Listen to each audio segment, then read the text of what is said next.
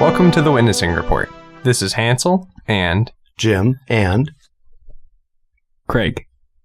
This week, Jim went to Seattle on Friday and Saturday night, and Craig and I worked at camp. First, Craig, there's something you'd like to talk about. Hansel, Adam, and I are going to be working at a Christian camp that's kind of next to us for the next 8 weeks. And so we just finished our first week, which is mostly training. But starting tonight, actually, we are going and we'll be working with kids from kindergarten all the way to high school and sharing with them the gospel and working with them and hopefully bettering the relationship with Christ. So that's what we'll be doing. We won't be going downtown on Friday, and we'll still try and go downtown on Saturday some days. Yep. Really excited and looking forward to that this summer as God opens these opportunities for us. One thing I'd like to talk about is actually a story from last Saturday when we went down to Seattle. For differing circumstances, Jim and I met up separately in Seattle, and I was there a little bit before him, so I went out on the street and I was just reading out of the Bible, and maybe I would have eventually gone into preaching, but I was just reading the Bible when a man came up to me and I started talking to him, tried to witness to him, and it just got to the point where oftentimes we see someone who wants to talk and doesn't want to be talked to, per se, just a one-way conversation. And they might go on the pretense of, wanting to have some rational discussion, and they might, after you confront them about it, try to give you half a sentence, even if they interrupt you. But I talked to one man, and he was not interested in hearing what I had to say. After a while, he stated plainly that he wanted a religion to be destroyed, churches to burn to the ground, unpleasant things to happen to me, and he had no interest in perhaps even keeping it cordial in a physical sense.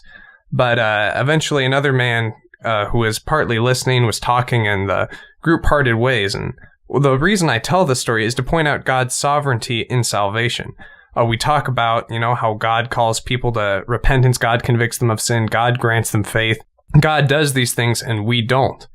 So trust in God when you're giving the gospel. Recently, when I was actually at my college that I just graduated from, some people came up to me and they said, "Oh, you sound just like Billy Graham." And I thought, oh no, because there's some certain things Billy Graham has said that aren't correct with the Bible. And I said, maybe I should just throw in the towel now. But they were probably meaning as a compliment, saying that I had some speaking ability. And I tried to tell them, hopefully, as I tell other people, that it's not my speaking ability. God gives me the ability to do these things. It's His grace, His mercy. And without Him, I'd just be some rotten guy off living in sin, unable to do anything. These aren't my gifts, or for that matter, no one's gifts are theirs. They're gifts from God. And Jim, there was something you wanted to talk about. Yeah, I actually had a chance to speak with a young man Friday night who's probably the exact opposite of the gentleman that you were talking about. This young man came up and he wanted to talk about the Bible, and he wanted to talk about God because he said he was, studying different religions and wanted to find out information about all of them.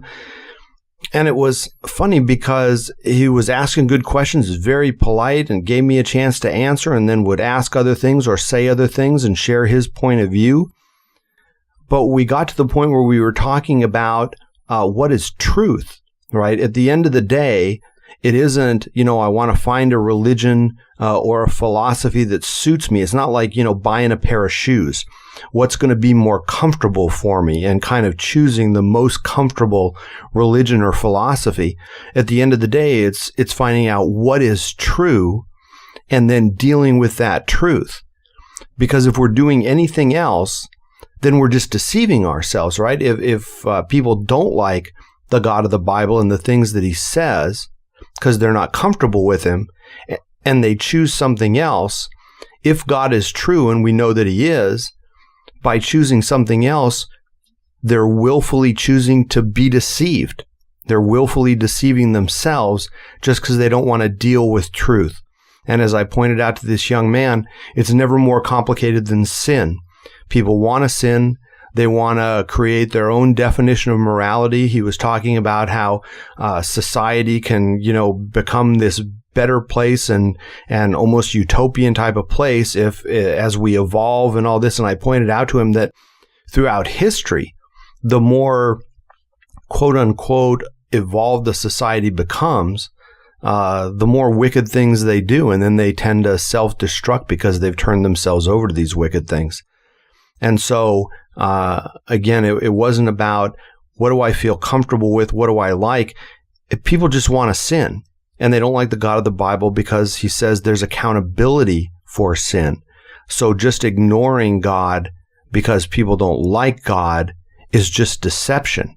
And what we should be doing is finding out the truth and then pray for people that God saves them, grants them repentance and an obedient faith in Jesus. And then that will enable them to deal with God's truth and want to deal with God's truth. And so when we talk about kind of an evolving standard, it's interesting because we pointed this out and we talked about specifically abortion and how the more and more people want to have their own freedoms and set their own morality, you get to the point where a person can rationalize taking the life of another human being. And so it's interesting that as cultural morality, quote unquote, evolves, it tends to move farther away from God's definition of morality. I couldn't agree with you anymore, Jim. Anything else we'd like to talk about? Well, that's it for this week. You can email us at twr@jesusforsinners.com. The email address is twr@jesusforsinners.com. Thanks. God bless.